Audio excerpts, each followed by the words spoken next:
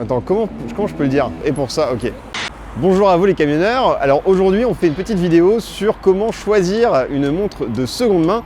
Et pour ce faire, on va pas n'importe où, on va dans l'un des temples de l'horlogerie parisien, chez Bucherer. C'est ouvert depuis 1888. Suivez-moi.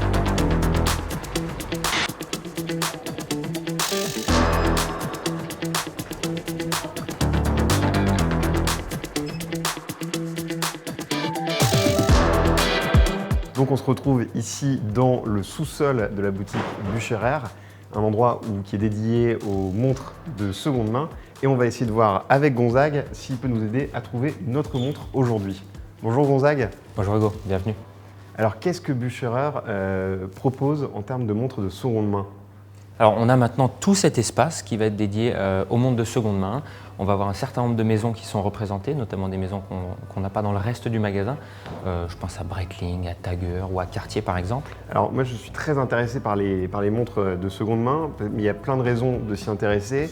Quelles sont les principales? C'est très large, c'est vrai que ça peut être quelqu'un qui va chercher une référence en particulier, quelqu'un qui va chercher une année de naissance, quelqu'un qui va rechercher un design qui ne se fait plus ou qui entre-temps a évolué, donc les pièces sur le neuf sont relativement différentes. Voilà, où on va vouloir se faire plaisir sur un prix qui peut être relativement attractif ou quelque chose comme ça par exemple. L'une des raisons pour lesquelles on va venir chercher une montre de seconde main, c'est aussi d'avoir un modèle avec une particularité, c'est bien ça? Exactement, exactement. Et c'est vrai que si on s'approche de cette vitrine par exemple, là on a la chance d'avoir 3 différents modèles de la Rolex Explorer 2. Alors comme ça, au premier abord, on a l'impression que c'est des pièces qui sont vraiment les mêmes, mais on va s'apercevoir qu'il y a quelques petits détails qui changent, petits détails qui en collection ne sont finalement pas des petits détails. On peut peut-être les voir? Bien sûr, avec plaisir.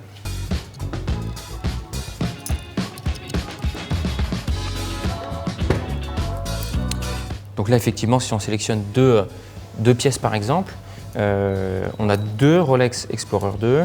La Rolex Explorer 2, c'est une pièce qui a été à l'origine développée pour des spéléologues.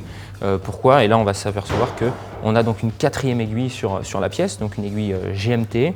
Ces 2 modèles qui sont, comme ça, de prime abord, en tout point identiques, Voilà. sont en réalité très différents pour des collectionneurs. Très différents, c'est 2 années, 2 périodes même qui sont très différentes. Sur la première par exemple, on va voir que sur le boîtier, on a ce qu'on appelle des cornes percées. Voilà, c'est l'attache du bracelet qui va pouvoir ressortir. Ouais. Sur un modèle beaucoup plus récent par exemple, on va voir que ces cornes ne sont pas percées ici. Voilà, cornes pleines. Il y a une autre différence et qui est même la différence majeure. Si vous prenez cette pièce par exemple, en dessous de l'index de 6 heures, je peux, bien sûr, je vous en prie. En dessous de l'index de 6 heures, vous allez voir qu'il y a marqué Swiss T inférieur à 25. Ça veut dire quoi? Ça veut dire que la concentration de tritium est inférieure à 25 microparticules. Donc globalement, on a un cadran qui est fait en tritium. Sur cette pièce qui est beaucoup plus récente, vous allez voir qu'il y a juste marqué Swiss Made. Là, on est sur un cadran Super Luminova. C'est un cadran qui est beaucoup plus efficace, qui va tenir beaucoup plus dans le temps. Les index sont lumineux encore aujourd'hui et le seront pendant encore au moins une quinzaine d'années, une vingtaine d'années, sans aucun problème.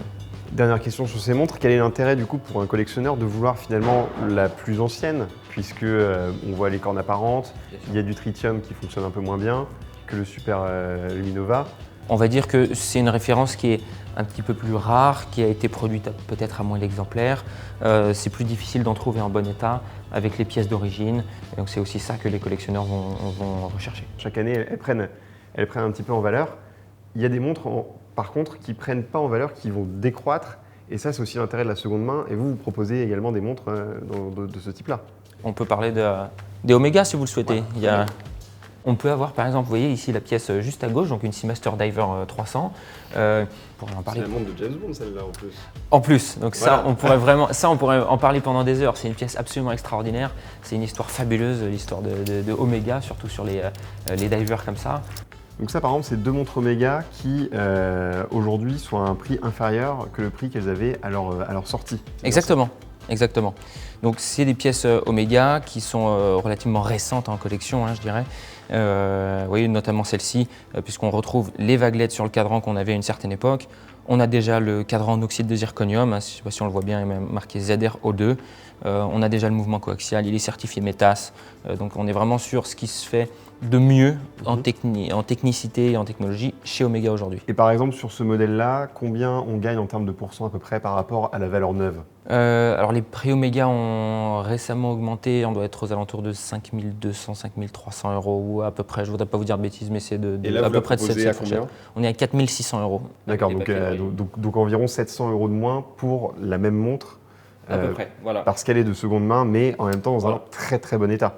Exactement, et puis c'est une pièce qui sort de révision, qui a été révisée, voilà, donc il n'y a aucun souci là-dessus. Troisième avantage qu'on peut avoir à venir dans une boutique comme celle-ci par exemple, c'est de pouvoir trouver une montre d'exception, qui est un produit qu'on ne trouvera a priori nulle part ailleurs. Et donc c'est le cas de cette montre tourbillon, qui est effectivement très singulière, très très jolie, avec beaucoup de complications. Tous les petits détails, on a un certain nombre d'informations au niveau du cadran. Oui, on a même l'année ici. Le tourbillon qui est quand même la complication en horlogerie. C'était à l'origine une complication qui était faite pour pallier au problème d'attraction terrestre sur la précision des montres. Donc vraiment pour vous montrer à quel point on pousse à fond les complications. Et pour une pièce comme ça, il faut compter un budget d'à peu près combien? On est à un peu plus de 100 000 euros. Donc là, a priori, c'est vraiment pour un marché de niche très précis. Voilà. Mais c'est-à-dire que là, vous proposez une gamme de ce qu'on a vu depuis tout à l'heure, des premières belles montres de luxe jusqu'au vraiment au top du top de ce marché-là. Exactement. Ici, si vous voulez, on va vraiment regrouper différentes catégories de pièces, aussi bien pour quelqu'un qui va vouloir se faire plaisir en se disant bah, allez, je vais m'offrir ma première montre de luxe, une première montre intéressante avec une histoire, avec un passé et autres, et aussi bien des produits de ce type qui vont plutôt être adressés à des clients qui vont dire bah voilà, je vais compléter une collection, on a déjà un certain nombre de pièces sur lesquelles s'appuyer et puis on va avoir ce beau complément même, donc une pièce vraiment exceptionnelle. Oui. Quel conseil vous pouvez donner à quelqu'un qui souhaite acheter une montre d'occasion aujourd'hui? Il y a plusieurs choses, mais c'est vrai qu'il faut faire attention à ce que toutes les pièces soient d'origine. Il faut acheter une pièce voilà, en toute transparence, que ici nous les pièces elles sortent de révision, donc on garantit les pièces 2 ans en termes de fonctionnement. On a l'atelier qui est juste à côté avec lesquels on travaille en étroite collaboration, donc on peut aller visiter l'atelier, voir les machineries, voir un certain nombre de choses avec eux. Mais voilà, ça c'est vraiment un point important, que toutes les pièces soient d'origine et qu'on s'assure de l'achat. Si on ne veut pas se retrouver avec ce qu'on appelle une montre Frankenstein, c'est-à-dire avec des pièces un peu de partout, comment en fait on fait pour s'en assurer? C'est vrai que c'est assez difficile et c'est un vrai sujet aujourd'hui. Après nous, quand on engage le nom de la maison Bucherer ici en proposant des pièces, on ne peut pas se permettre d'avoir des pièces moyennes ou avec des pièces dont on est moins sûr de la provenance. On se doit vraiment d'avoir des pièces 100% de bonne qualité, 100% d'origine. Voilà. Après, c'est sûr qu'il y a certaines pièces où on ne va pas avoir la boîte et les papiers d'origine. Pourquoi? Parce que nous, on va vraiment privilégier la qualité de la pièce au full set. Aujourd'hui, les clients qui viennent ici pour acheter une montre de seconde main, pourquoi ils le font? Pourquoi ils ne veulent pas acheter une montre neuve? Sur les montres de seconde main, on a toujours quelque chose en plus. On a un cadran qui a bougé un petit peu, qui a une patine ou un coloris différent. On a souvent des montres qui sont un petit peu plus fines, un petit peu, que ce soit en termes de diamètre ou en termes d'épaisseur. On a vraiment un design qui ne se fait plus, quelque chose qui est vraiment différent. Donc c'est vraiment ce qui attire les clients ici chez nous. Acheter une montre, par exemple, sans la boîte d'origine ou sans les papiers d'origine, est-ce que c'est quelque chose à éviter à tout prix? Ce n'est pas nécessairement quelque chose à éviter dans la mesure où on a une garantie derrière. Si effectivement vous prenez une pièce dont on n'a pas les papiers, comme de toute façon, si vous l'achetez chez nous, vous avez une carte de garantie avec le numéro, la référence, le numéro de série, la date d'achat et vous avez une facture également. C'est ça qui est vraiment important. Après, dans la mesure du possible et pour la collection, c'est sûr que si vous avez la boîte d'origine, les papiers et tout le set en fait qui va avec, c'est sûr que ça peut être un plus. Mais globalement, il faut surtout privilégier la qualité de la pièce au full set. Ça, c'est vraiment… Pourquoi aujourd'hui quelqu'un va plutôt venir en boutique pour acheter une montre de seconde main plutôt que d'aller sur Internet par exemple? Quel est l'intérêt? Alors après, moi j'invite toujours les clients à venir en magasin. Pourquoi? Pour qu'on ait cet échange, pour qu'on puisse voir les pièces. Je trouve que c'est important de pouvoir les essayer, les voir au poignet, de pouvoir mesurer un petit peu toutes ces différences. On parlait des Rolex Explorer tout à l'heure. J'ai la chance d'en avoir plusieurs en ce moment.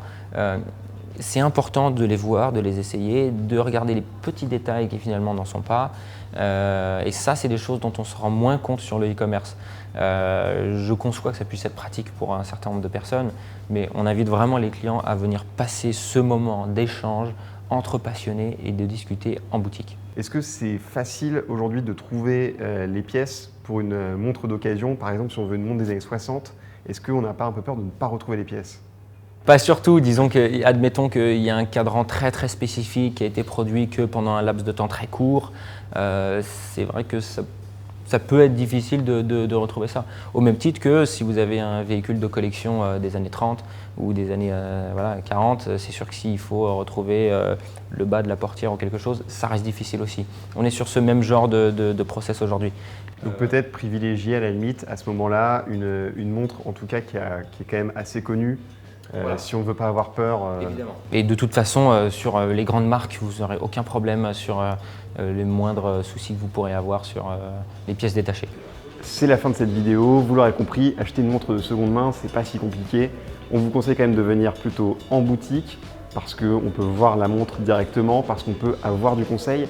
C'est l'occasion d'avoir un garde-temps qui aura une vraie valeur ajoutée autour du poignet et pour certains, ce sera même la possibilité d'avoir un investissement. Si vous avez aimé cette vidéo, n'hésitez pas à mettre un petit pouce bleu, à nous suivre, à commenter cette vidéo aussi, ça nous aide pas mal. Et puis moi je vous dis à bientôt dans une autre vidéo.